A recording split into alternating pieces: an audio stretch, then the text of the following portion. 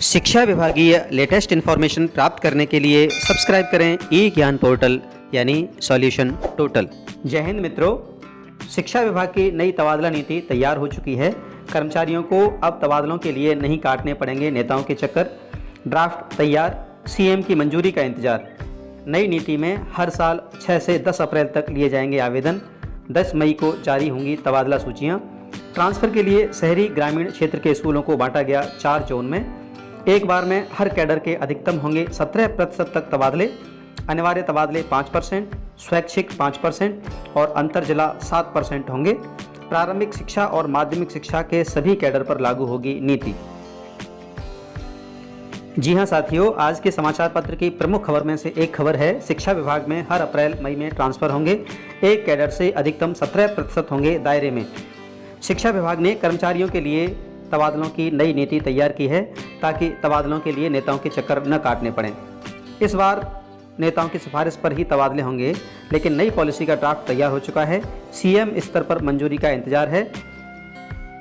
नई नीति में परफॉर्मेंस स्कूल में ठहराव के अंक मिलेंगे और इसी आधार पर ट्रांसफ़र में वरीयता निर्धारण होगी। साथियों, स्कूलों को 4 जोनों में बांटा जाएगा और इस प्रकार से अंक डिवाइड किए जाएंगे। जोन ए में जो विद्यालय होंगे वहाँ पे कोई अंक नहीं मिलेगा, जिसमें निगम परिषद पालिका क्षेत्र व इनकी सीमा के बाहर अधिकतम 10 किलोमीटर दायरे के स्कूल आएंगे।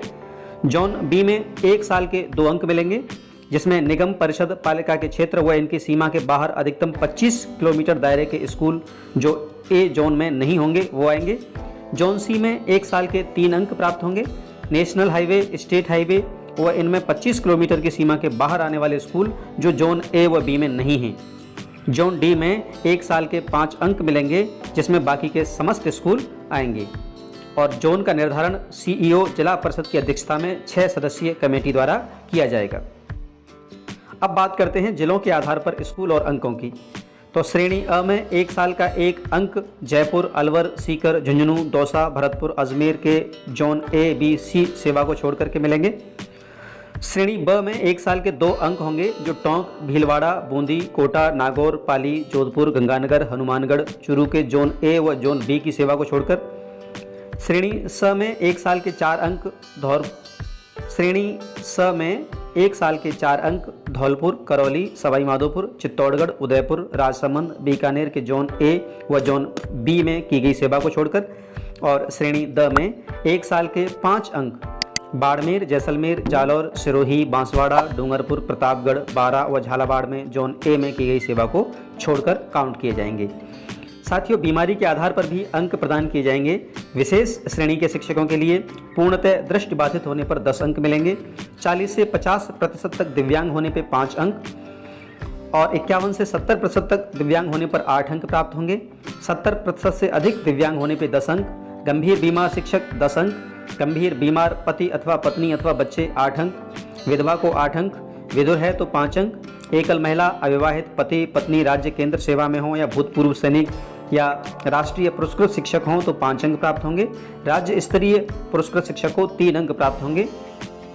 साथियों, परिणाम के आधार पर भी संस्था प्रधानों और शिक्षकों को अलग अलग अंक प्रदान किए जाएंगे।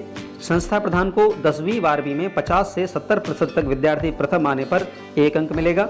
70 से 90% तक प्रथम आने पर 3 अंक प्राप्त होंगे और 90 से 100% तक प्रथम आने पर 5 अंक मिलेंगे। 90 से 100% से कम परिणाम पर 3 अंक व 100% परिणाम पर 5 अंक दिए जाएंगे।